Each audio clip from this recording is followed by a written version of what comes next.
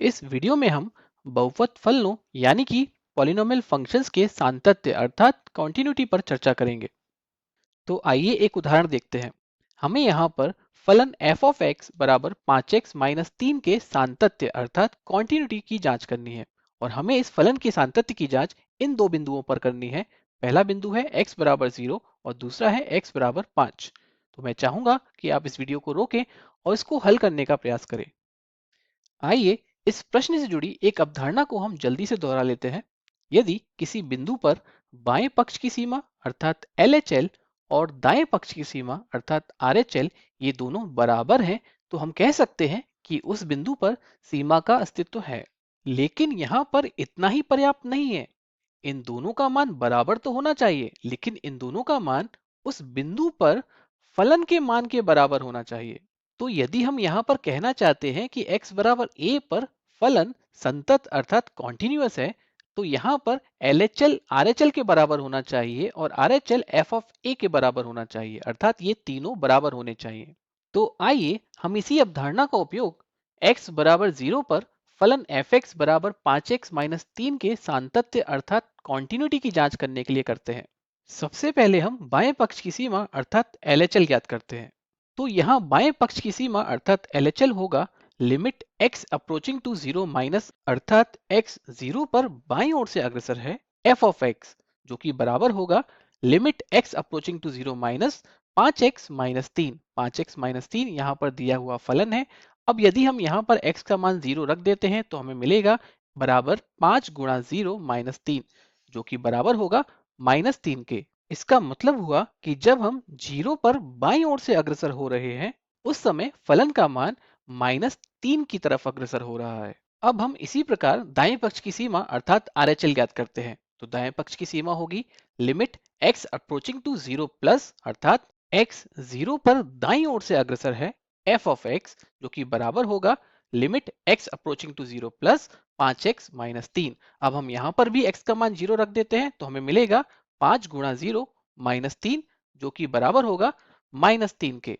यहाँ पर इन दोनों का मान एक समान है, अर्थात हम यहाँ पर कह सकते हैं कि यहाँ पर सीमा का अस्तित्व है और जिसका मान है माइनस 3। और यहाँ फलन का मान क्या होगा, वो भी माइनस 3 होगा। तो f ऑफ 0 यहाँ पर x का मान 0 रखने पर हमें मिलेगा 5 गुणा 0 माइनस 3 अर्थात माइनस 3। तो यहाँ पर बाएं पक्ष की सीमा दाएं पक्ष की सीमा और फलन का मान ये तीनों ही बराबर हैं, अर्थात LHL बराबर RHL बराबर f ऑफ 0 है। तो हम कह सकते हैं कि x बराबर 0 पर फलन संतत अर्थात कॉन्टिन्यूअस है। क्या हमें x बराबर 5 पर कुछ अलग देखने को मिलेगा? क्या लगता है आपको? मैं चाहूंगा कि आप वीडियो को रोकें और इस पर विचार करें। तो आइए देखते हैं। तो यहाँ x बराबर 5 पर बाएं पक्ष की सीमा अर्थात LHL होगा limit x approaching to 5 minus f of x जो कि बराबर होगा limit x approaching to 5 minus 5x minus 3। और यहाँ पर x का मान 5 रखने पर हमें मिलेगा 5 गुणा 5 माइनस 3 बराबर 22। और इसी प्रकार दाएं पक्ष की सीमा अर्थात RHL का मान भी 22 के बराबर होगा और x बराबर 5 पर फलन का मान भी 22 के बराबर होगा।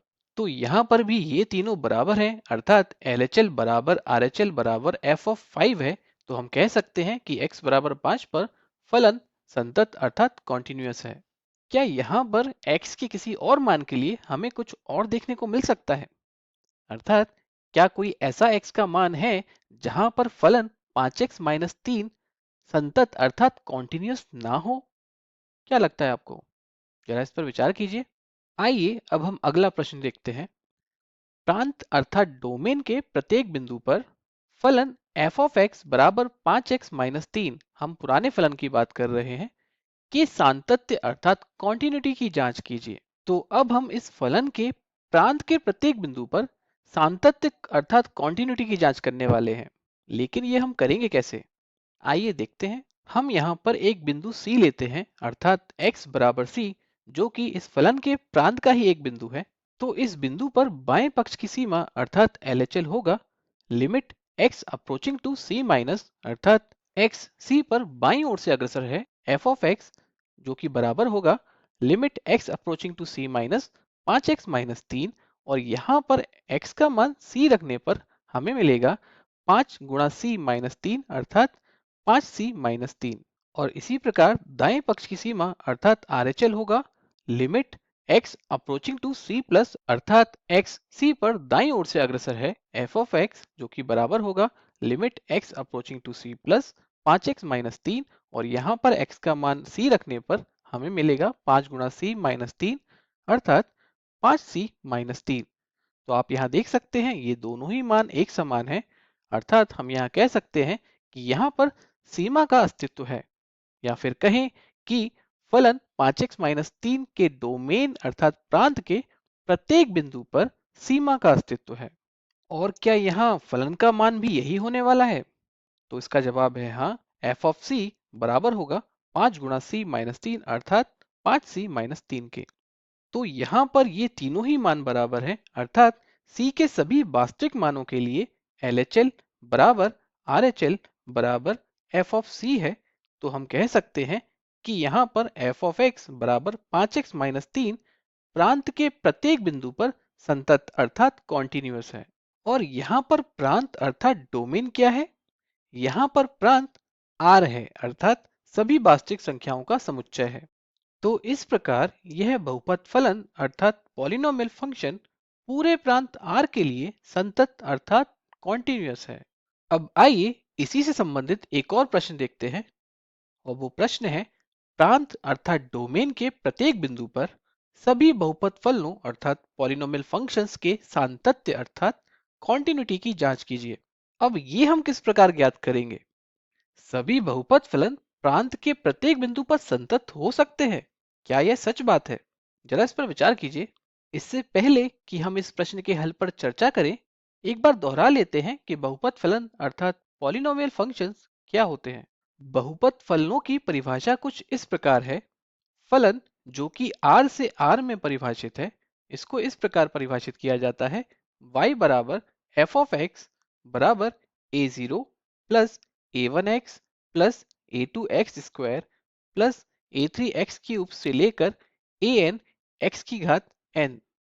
यहाँ पर n अर्थात x की घात एक ऋणोत्तर पूर्णांक अर्थात नॉन नेगेटिव इंटीजर होती है और यहाँ पर ये सभी कोफिशिएंट अर्थात गुणांक a0, a1, a2, a3 से लेकर an तक ये सभी वास्तविक संख्याएं होती हैं और x भी एक वास्तविक संख्या है और ये बहुपद फलनों की परिभाषा है।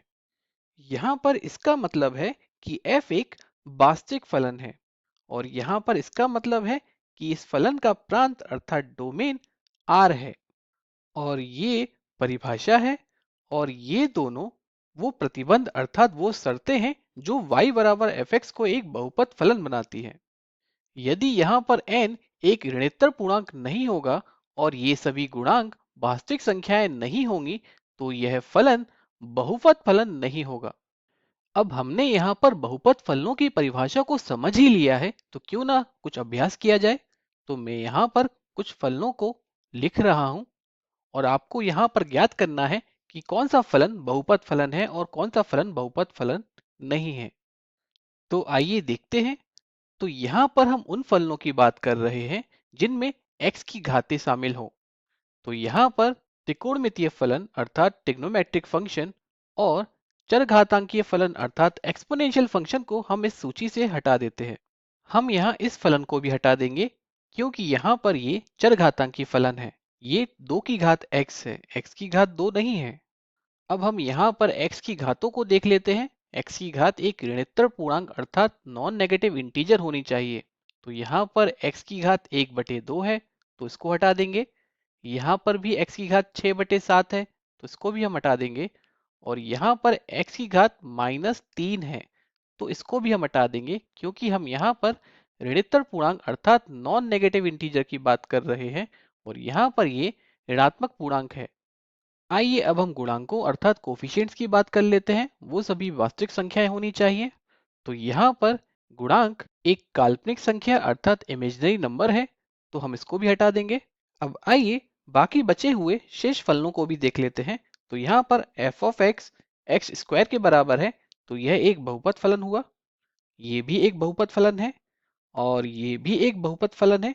यहाँ पर वर्गमूल 3 एक वास्तविक संख्या है और यहाँ पर 3 जो कि एक स्थिरांक अर्थात कांस्टेंट है, ये भी एक बहुपद फलन है क्योंकि यहाँ पर x की घात 0 है और 0 एक ऋणात्मक पूर्णांक अर्थात नॉन नेगेटिव इंटीजर होता है। तो इस प्रकार हमने बहुपद फलनों को अच्छे से समझ लिया है। तो अब आइए हम उनके सातत्य अर्थात कॉन्टिन्यूटी की बात कर लेते हैं। तो यहाँ पर हम बहुपद फलनों की परिभाषा को लिख लेते हैं और यहाँ पर इन फलनों का प्रांत अर्थात डोमेन R है, अर्थात सभी वास्तविक संख्याएं हैं और इनमें से हम एक संख्या ले लेते हैं x बराबर c। अब हम इस बिंदु पर बाएं पक्ष की सीमा ज्ञात करते हैं। तो जब x c पर बाईं ओर से अग्रसर है तो इस फलन का मान किस ओर अग्रसर होगा? तो जब हम यहाँ पर x के स्थान पर c रख देते हैं तो फलन इस मान की ओर अग्रसर होगा जो कि वास्तव में f ऑफ c के बराबर है। और इसी प्रकार यदि हम दाएं पक्ष की सीमा ज्ञात करें तो फलन इस मान की ओर अग्रसर होगा, अर्थात जैसे जैसे हम c पर दाईं ओर से अग्रसर होंगे वैसे वैसे ये फलन इस मान के निकटतम अग्रसर होगा और ये मान भी f ऑफ c के बराबर है। तो इसको हम व्यापक रूप से कह सकते हैं कि c के सभी वास्तविक मानों के लिए किसी बहुपद फलन की बाएं पक्ष की सीमा बराबर है उस फलन के दाएं पक्ष की सीमा के, जो कि बराबर है उस बिंदु पर उस फलन के मान के।